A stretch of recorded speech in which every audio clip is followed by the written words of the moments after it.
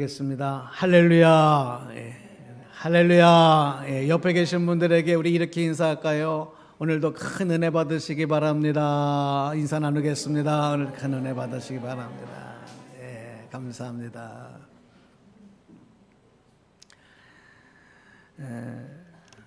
오늘은 인생의 파도 타기 이렇게 제목을 정해봤습니다. 이 고난과 행복은 우리 인생길에서 마치 기차의 두 레일처럼 항상 같이 하는 것 같아요. 행복만 있을 수 없고 불행만 있을 수 없고, 이 행복과 불행이라는 것이, 행복과 고난이라는 것은 우리 인생에 항상 같이 합니다. 그래서 지금 내가 행복하다고 행복해도 언제 고난이 또 닥칠 줄 아무도 알 수가 없어요. 또 지금 내가 고난 가운데 있다 하더라도 이 고난이 계속될 것이다. 그것이 아니라 반드시 행복은 찾아온다는 희망을 가질 수가 있는 것입니다.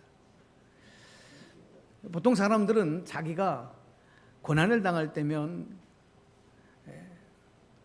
내가 당하는 고난이, 내가 당하는 어려움이 제일 크고 힘들다고 생각을 하죠. 또 왜 나만 고난을 당하냐? 왜 나는 이렇게 어려운 일만 자꾸 내 인생에 생기냐? 그렇게 마음이 들면서 원망하는 마음도 생기고 불평하는 마음도 생기게 됩니다. 내가 잘못해서, 내가 실수해서 어려움을 당하면 그 어려움을 당하면서도 이거 내가 잘못했으니까, 내가 실수했으니까 그렇게 받아들이기가 좀 난데, 나는 아무 잘못도 없었고 아무 실수도 하지 않았는데 고통과 어려운 문제가 자꾸 내 앞에 생기면 그것을 불운으로 돌려요. 이거 내가 운이 없나 보다. 그래서 믿지 않는 사람들은 점쟁이를 찾아가고, 뭔가 좀 액땜을 해야 되나 보다 그런 생각도 하고, 또 다른 사람에 대해서 탓을 하게 되고 원망하게 되고 불평하게 되는 일들이 참 우리의 인생의 여정 가운데 많이 나타나요.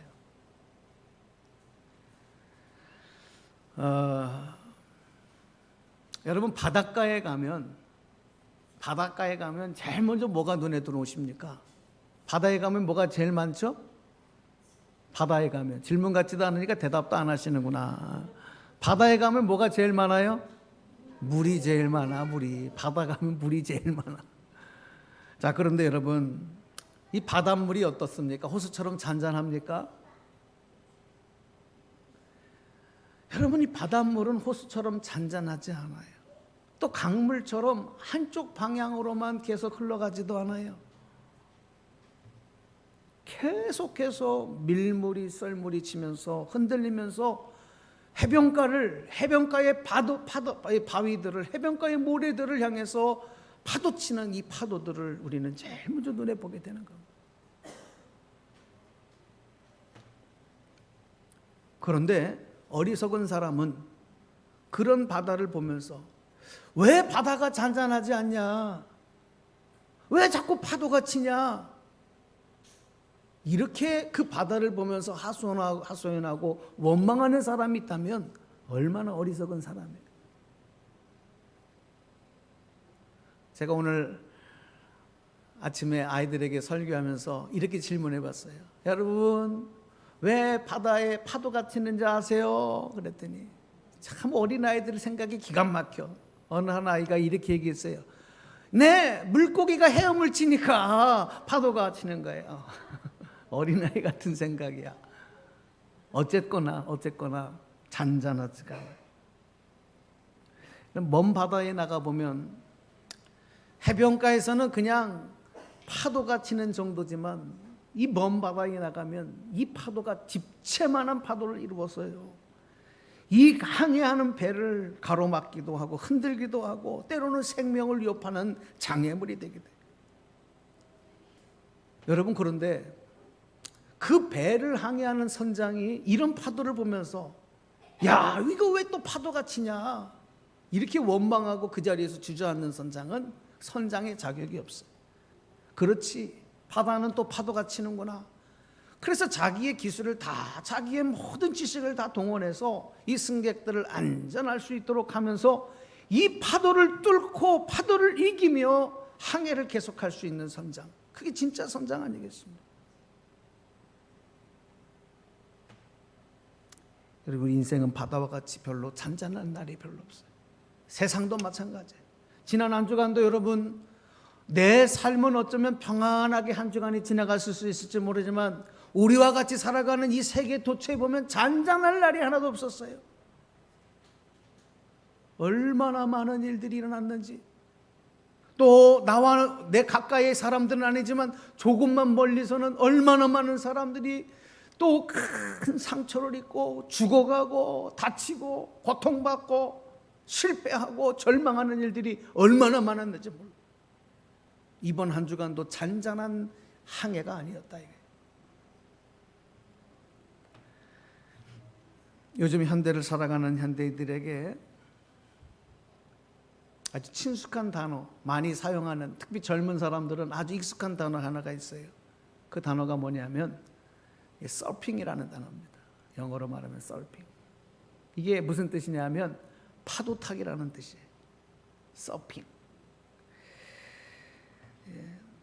이 파도 타기라고 하는 뜻을 가진 이 단어가 요즘에는 일상적인 우리의 삶에도 많이 사용되는데, 예를 들어서 여러분 이럴 때 서핑이라는 단어를 써요. TV 앞에 앉아갖고 리모컨을 가지고 채널을 가지고 여기는 뭐 하나 저기는 뭐 하나 막 돌리잖아요. 채널 탐색하는 거, 이거 TV 서핑하는 거, 인터넷 채널 서핑한다 이렇게 얘기를 해요. 인터넷에서 앉아가지고 여기저기 막 웹 서핑한다 그래서 여기도 들어가 보고 저기도, 이거 보고 인터넷 서핑, 웹 서핑을 한다, 이런 단어를 쓰는 거예요. 옛날에는 쓰지 않았던 말이에요. 여러분, 이 파도 타기가 이제는 일상적인 우리들의 삶에서 특별한 일이 아니고 그냥 일상의 삶을 즐기는, 일상의 삶을 살아가는, 여유롭게 살아가는, 오히려 그런 단어에 서핑이라는 단어를 쓴단 말이에요. 그런데 실제적으로 바닷가에 나가보면 정말 서핑하는 사람들이 있어요. 특별히 외국에 그런 사람들이 많지 않습니까? 그 파도를 말이죠, 그 보드판 위에 혼자 서가지고 그 파도 타기를 하는 거예요. 여러분 영화 같은 데서 안 보셨나? 정말 그림과 같습니다. 어떤 사람들은 그 파도를, 그 높은 파도를 타면서 공중에서 막 빙빙빙 돌기도 하고 쇼를, 묘기를 부리고 말이죠. 얼마나 그 파도를 즐기고 그 파도를 이겨나가는지 정말 찬사를 보내고 싶은 마음들이 많아요. 그들에게 있어서 이 파도는 두려움의 대상이 아닙니다. 그들에게 있어서 이 파도는 장애물이 아닙니다. 오히려 자신들의 삶을 더 기쁘게 하고 힘이 있게 하고 행복하게 만드는 하나의 이유가 되는 거예요. 마찬가지예요. 우리 인생의 파도도 우리에게 장애물이나 또 두려움이 아닌 즐거움이 되기 위해서는 어떻게 되느냐, 그것을 타고 즐길 수 있는 능력이 우리에게 있어야 돼요. 오늘 이 말씀을 통해서 여러분, 이 파도 타기, 인생의 파도 타기의 능력을 소유하는 저와 여러분이 되기를 주님의 이름으로 축원합니다. 축원합니다. 예. 자, 인생의 파도를 회피하거나 두려워하지 않고 원망하며 불평하며 항복하지 않고 오히려 거기서 자기의 생명과 능력과 존재를 발견할 수 있게 된다면 그 인생은 더 깊은 의미 있는 인생이 되는 거예요. 그러니까 고난을 잘 이겨내신 분들, 지금까지 살아오신 우리 삶의 어르신들의 삶을 보면 얼마나 역사적인 고난과 아픔이 많았습니까? 그 일본의 식민지에서의 고통, 그 전쟁에서의 그 고통, 그 가난과 배고픔에서의 고통, 말로 할 수 없는 역사적인 가정적인 인생의 많은 고통들을 이겨냈을 때 그 인생의 의미가, 삶의 의미가 깊어지는 거예요. 인생에 닥친 문제로 인해서 자기 인생을 포기하고 자살하는 사람들이, 여러분 우리나라가 이 OECD 국가의 세계 1위 자리를 놓치지를 않아요. 얼마나 참 안타까운 일인지 몰라요. 세계 자살률 1위 국가가 우리나라가 됐어요.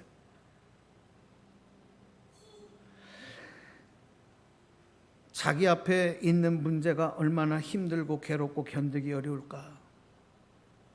얼마나 어렵고 힘들었으면 자기 생명을 저렇게 스스로 끊으면서 죽어가겠는가.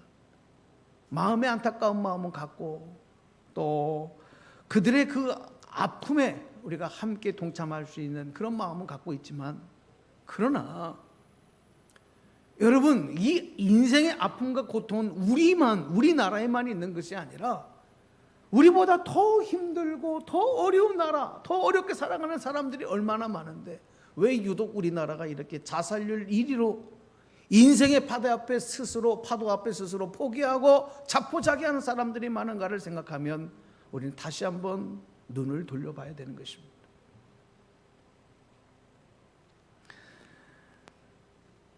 여러분, 얘기가 나갔으니까 이 자살에 대한 얘기를 조금 하면, 힘들고 어려운 사람들, 스스로 목숨을 끊는 사람들은 자기는 그렇게 힘들어서 죽으면 끝나는 거예요. 죽으면 모든 게 끝나요.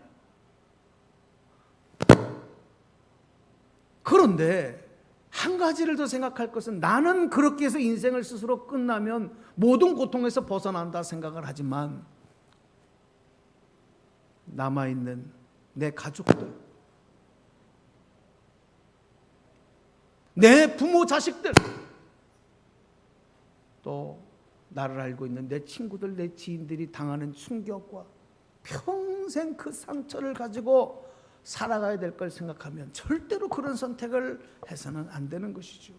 이거는 무책임한 것이고 비겁한 것이라고 이야기할 수밖에 없습니다. 특별히 우리 성경적으로 그리스도인들이 가져야 될 것은, 절대로 스스로 생명을 스스로 내 마음대로 선택해서는 안 된다.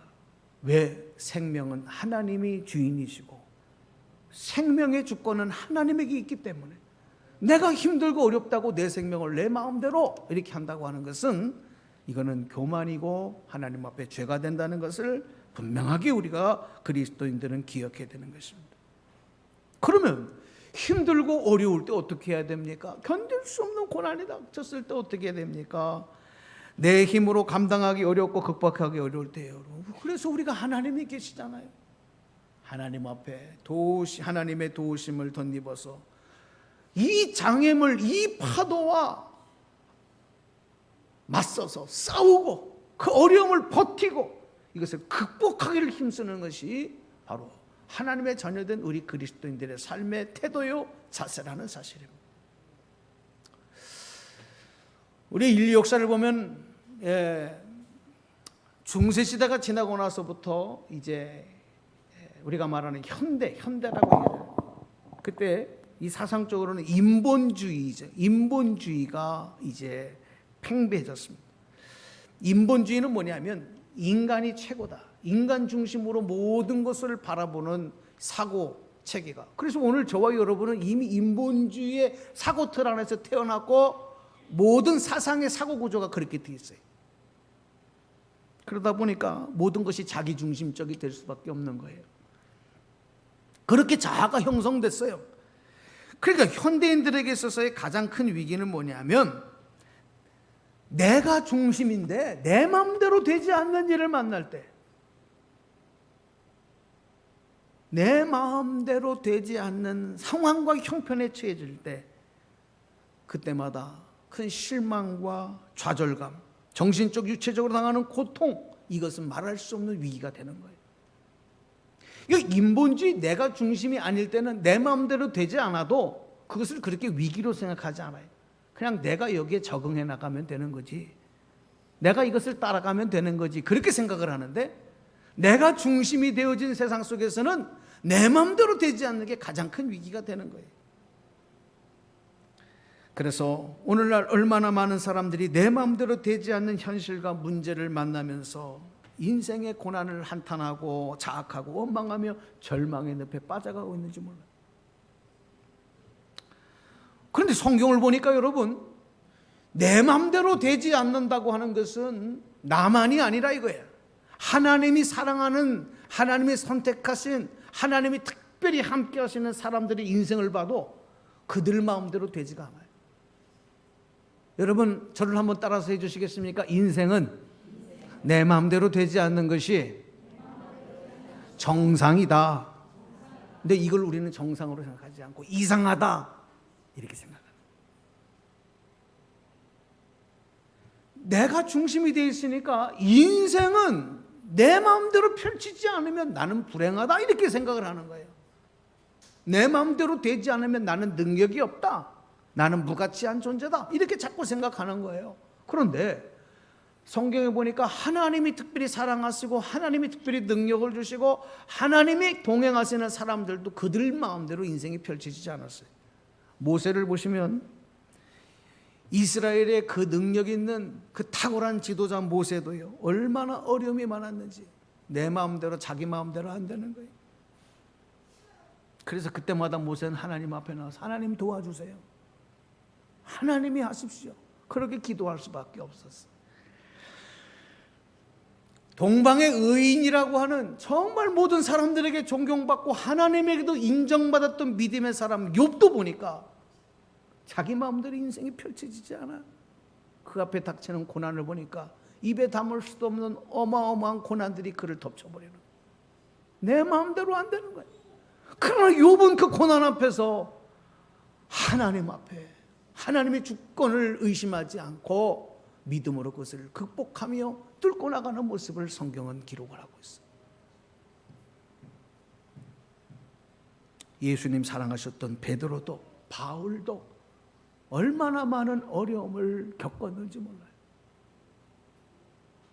바울은 정말로 많은 죽음의 위기를 겪고 얼마나 많은 매를 맞고 얼마나 억울한 누명을 속에 옥에 갇히고 이런 일들을 반복해 나가는지 몰라요.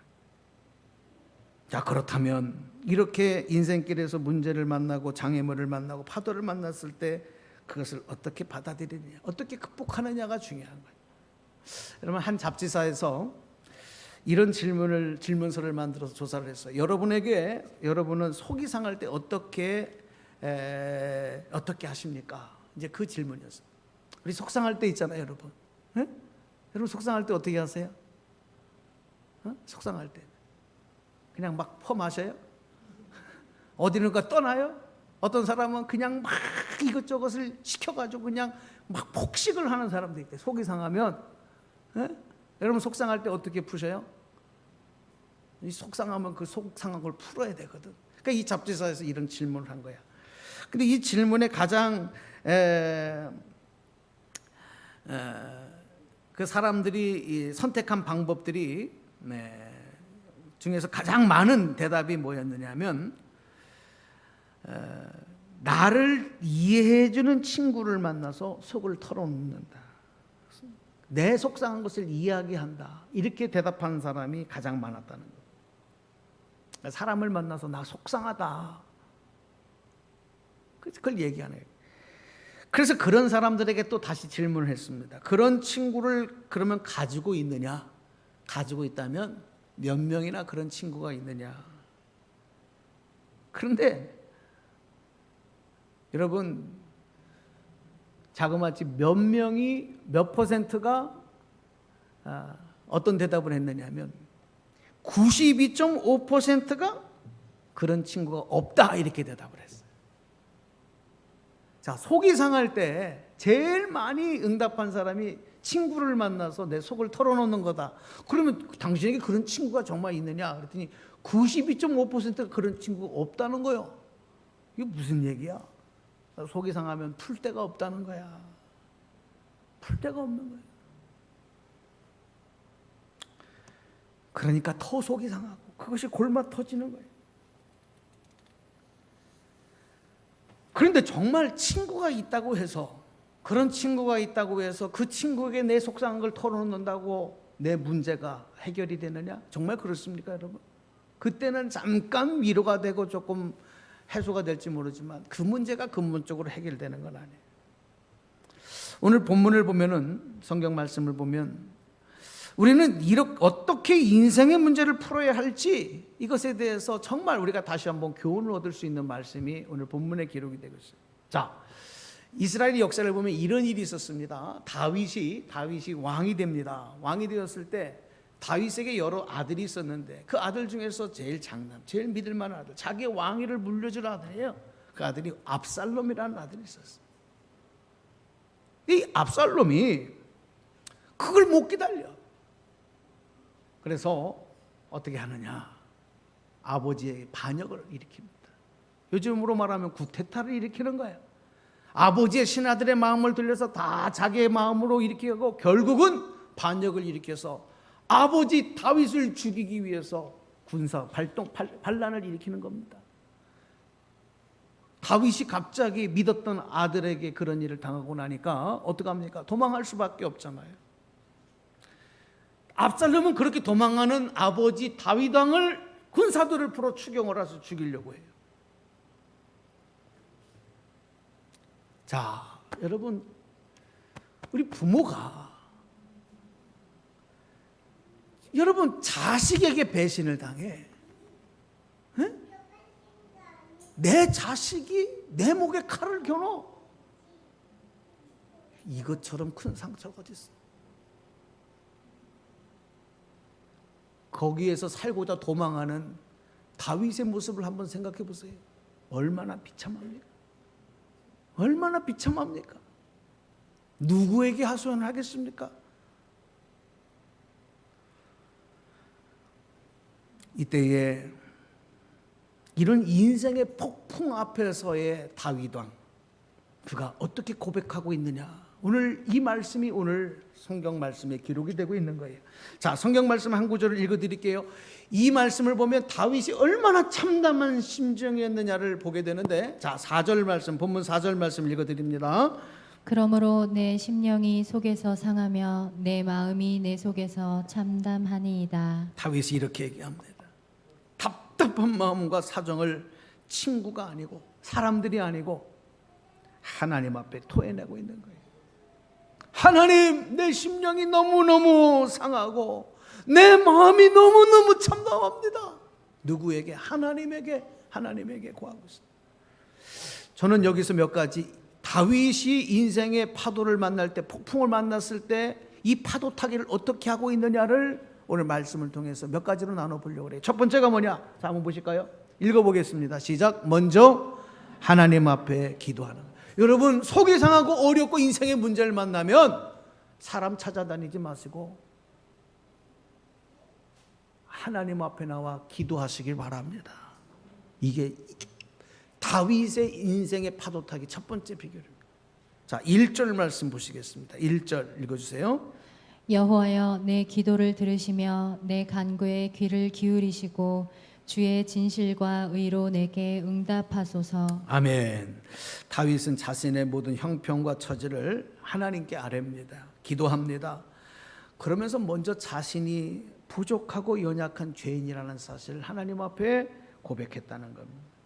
그러니까 지금 당하는 이 어려움, 이 고난이 나의 부족함 때문에 비롯되었다, 이렇게 고백을 하면서 막상 그 원인을 제공한 아들 압살롬이나 자기를 배신했던 이런 신하들, 이런 사람들을 미워하거나 원망하거나 불평하지 않았다는 거예요. 하나님, 내 탓입니다. 나의 부족함 때문입니다. 나의 죄 때문입니다. 이렇게 하나님 앞에 고백하는 다윗의 고백의 기도를 우리는 관심 있게 봐야 합니다.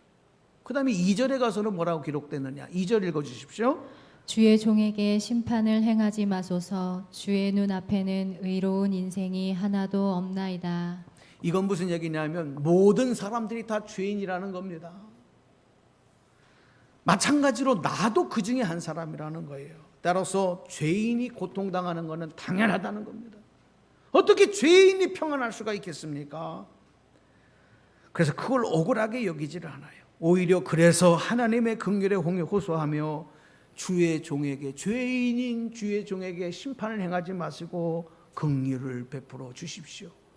이게 지금 평안한 가운데가 아니라 인생의 폭풍 앞에, 비참한 인생의 자신의 형편 앞에서 하나님 앞에 기도하는 다윗의 기도입니다. 다윗은 이렇게 처참한 모습을 속임없이 그대로 하나님 앞에 다 토해냅니다. 자기의 마음을 열어서 하나님 앞에 다 보여드립니다. 그 말씀이 3절 4절에 이렇게 아주 리얼하게 기록이 되고 있어요. 3절 4절 계속 보겠습니다. 원수가 내 영혼을 핍박하며 내 생명을 땅에 엎어서 나로 죽은 지 오랜 자 같이 나를 암흑 속에 두었나이다. 그러므로 내 심령이 속에서 상하며 내 마음이 내 속에서 참담하니이다. 아멘. 다윗은 자신의 처지가 원수들로 인해서 지금은 살아있지만 이미 죽은 것 같이 됐습니다. 나는 산 게 아닙니다. 그 죽은 자 같이 된 지가 오래되었습니다. 그래서 이제는 내 힘으로는 다시 일어설 수도 없고 소망이 없는 자가 됐습니다. 내 심령은 멍들 대로 멍들었고 상할 대로 상했습니다. 하나님 앞에 이렇게 고백을 하는 거예요. 그러니까 다윗이 지금 얼마나 힘든 상태인지, 다윗이 얼마나 괴롭고 어려운 상태인지를 하나님 앞에 고하고 있어요. 지금 이런 다윗을 세상에 그 무엇이 치료할 수 있겠습니까, 여러분? 세상에 그 누가 다윗을 위로할 수가 있겠습니까?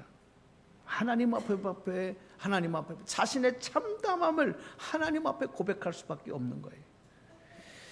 여러분, 오늘 이 모습을 보면서 우리들도 인생의 파도를 만나잖아요. 어려움을 만나잖아요. 참담한 마음들. 어떤 분들은 그래요. 아유, 시간이 지나면 잊혀질 거야. 잊혀지나요? 잊혀지지가 않아요. 해결되지가 않아요. 내 마음에 응어리가 돼 있고 원망이 됐고 가시가 돼 있고 내 삶의 행복을 깨트려 버리고, 그래서 그것을 여러분 하나님 앞에 나와 토해내야 돼. 하나님 앞에 기도해야 돼. 다윗이 하나님 앞에 기도했던 것처럼 내 문제를, 내 아픔을 다 아시는 하나님. 그래서 여러분 이때는 우리에게 그래서 믿음이 필요한 거예요. 사랑하는 여러분, 힘들고 어려울 때 나의 연약함을 아시고 나의 상처를 치료해 주시고 내 문제를 해결해 줄 수 있고 나를 건져 주실 수 있는 하나님, 그 하나님이 나의 하나님 되심을 믿는 믿음으로 무장하시며 하나님 앞에 고할 수 있는 여러분 되기를 주님의 이름으로 축원합니다. 축원합니다. 자, 우리 금주의 찬양, 우리 주보에 있는 찬양을 한번 하고 말씀 이어가겠습니다. 오늘 찬양 같이 부르고 싶은 찬양은 힘들고 지쳐 너는 내 아들이라 하는 찬양입니다. 자, 이 찬양하면서 여러분 함께 고백합시다.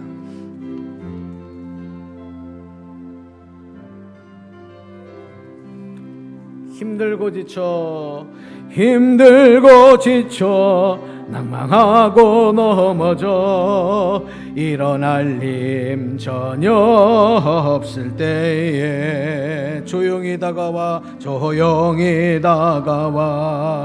손 잡아주시며 나에게 말씀하시네.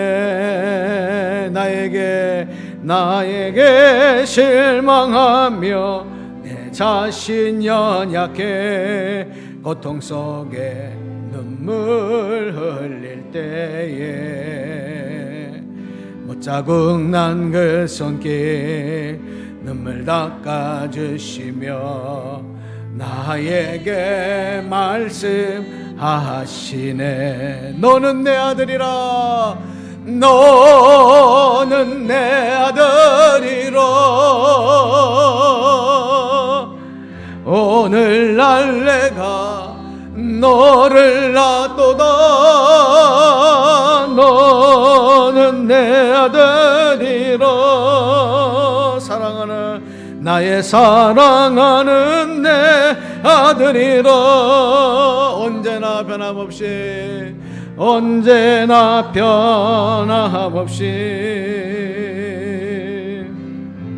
너는 내 아들이라.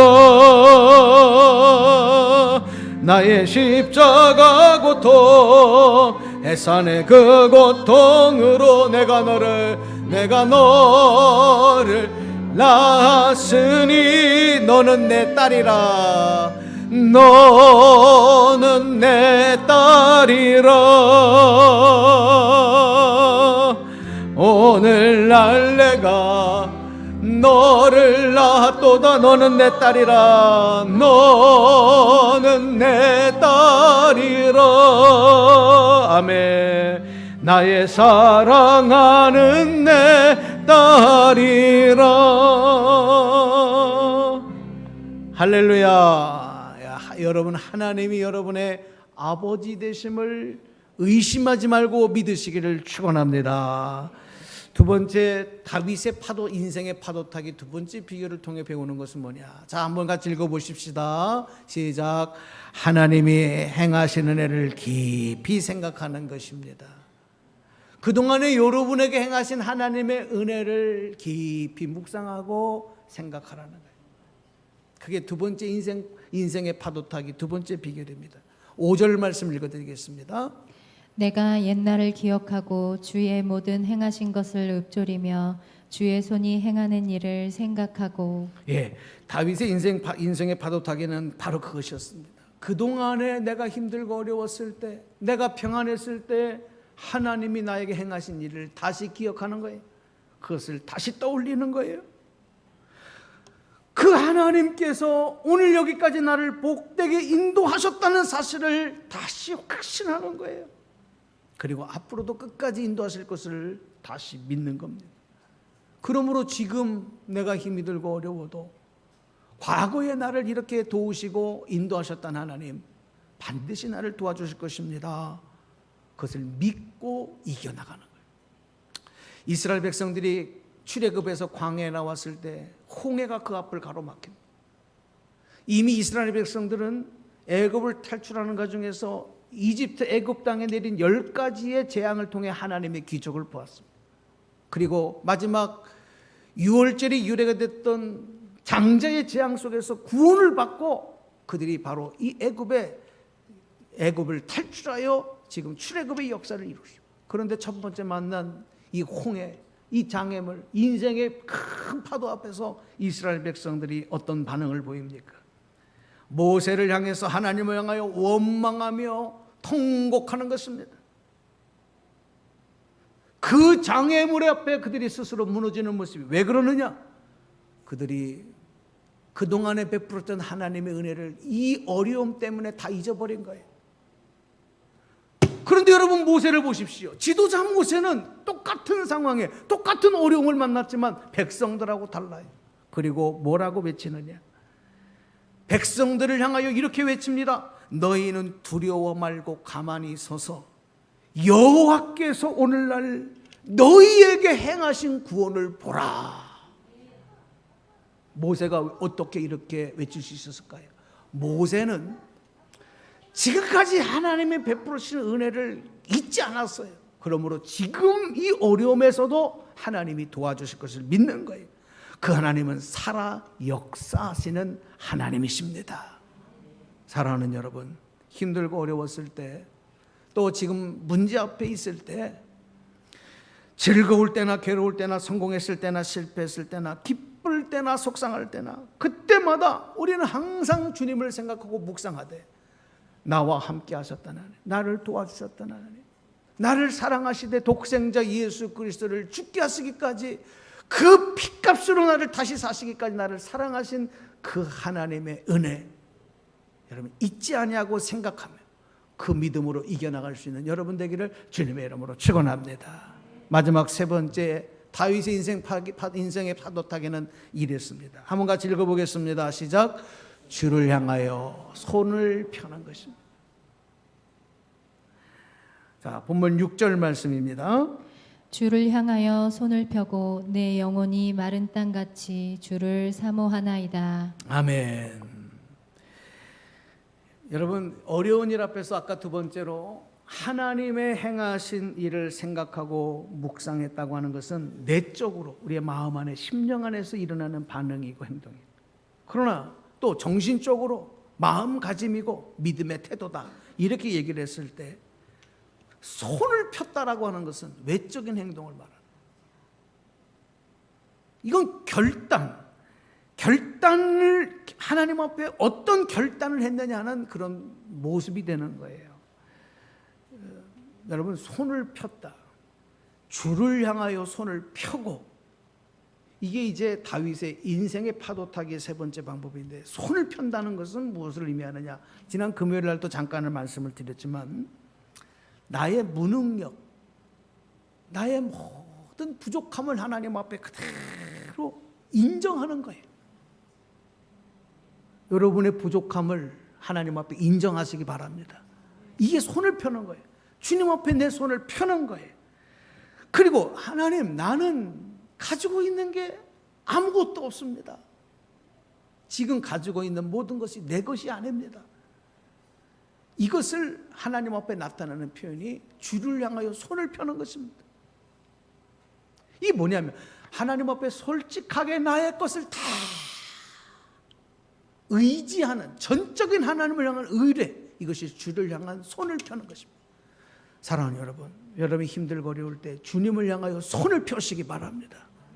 이건 뭐냐? 하나님을 정말로 의지한다는 표현. 어린아이들이 태어날 때, 우리 어머니들 잘 아시죠? 아버지들 잘 아시죠? 어린아이들 태어날 때 어떻게 태어납니까? 그 손이 어떻게 태어납니까? 그렇죠, 꽉 움켜쥐고 태어나요. 여러분 태어날 때, 야, 내가 세상에 나왔다 이러면 나오는 애 있으세요? 이런 애 봤어요? 없어요. 태어날 때 모든 인간은 손을 다 웅크리고 주먹을 불끈 쥐고 정말로 그냥 그 손을 불불불 떨면서, 그러면서 울음을 터뜨리면서 태어나는 거예요. 그런데 여러분, 그렇게 움켜쥐고 세상을 살 때도 그 움켜진 손, 더 많은 것을 내 것으로 움켜쥐려고 하는 본능에 따라 인간의 평생을 살아가요. 더 많이. 그런데 그렇게 하다가 죽고 나면, 장례를 치를 때 여러분 그 모든 사람들을 손을 여러분 다 펴니다. 목사는 이 장례하는 데를 많이 가보거든요. 나중에 이제 그 입간할 때 보면 거기서 다 연호하는데, 여러분 다 핍니다. 손을 다 펴요. 막 흔들하게 펴요. 움켜쥐고 가도록 하질 않습니다. 왜냐하면 인간이 움켜질 것은 아무것도 없기 때문에, 인간의 것은 아무것도 없기 때문에 다 펴는 겁니다. 다윗이 하나님 앞에 손을 폈다는 것은 전적인 의탁, 의뢰, 전적인 의존, 절대적인 신뢰감을 의미하는 거예요. 오늘 여러분 말씀을 이제 정리하려고 합니다. 잘난 체하고 있는 체하고 아는 체 하는 사람이 그렇지 않은 사람보다 받는 스트레스가 심리학자들에 의하니까 10배 이상 그 스트레스 증후군에 시달린다고 합니다. 그래서 신앙생활에서도 여러분 우리가 중요한 거는 하나님 앞에 절대적으로 겸손한 게 중요해요. 하나님 앞에 절대적으로 주를 향하여 손을 펴는 게 중요한 거예요. 오늘 우리 현대인들은 또다시 자신의 손으로 거대한 바벨탑을 쌓아 올리는 그 일에 우리가 동분서주하며 살아가는 모습들을 많이 취합니다. 그래서 앞에서 말씀드렸던 것처럼 내 생각으로 안 될 때, 내 뜻대로 안 될 때 쉽게 공허하게 되고 좌절감에 빠지고 원망불평하게 되고, 그리고 우리의 심령도 속이 상해서 병들어가는 사람들이 많습니다. 오늘 이 말씀 여러분 마음에 잘 한번 인생에 적용해 보시기 바랍니다. 다윗은 그 앞에 당한 폭풍과 같은 어려움 속에서 인생의 파도 타기를 통해서, 믿음의 파도 타기를 통해서 그것을 잘 극복함으로 정말 성군 중의 성군, 하나님의 마음에 합한 자로서의 인정받는 삶이 됐던 것처럼 오늘 여러분도 주님 앞에 다 내려놓으시고 오직 주의 손을, 주의 능력만 의지하고 주를 향하여 손을 펴고, 그래서 여러분의 인생살이에 이 파도 타기에도 승리자가 다 되시기를 주님의 이름으로 간절히 축원합니다. 자, 우리 이 말씀을 마음에 새기면서 우리 잠시 결단기도 하겠습니다. 눈을 한번 감아 보시고, 자.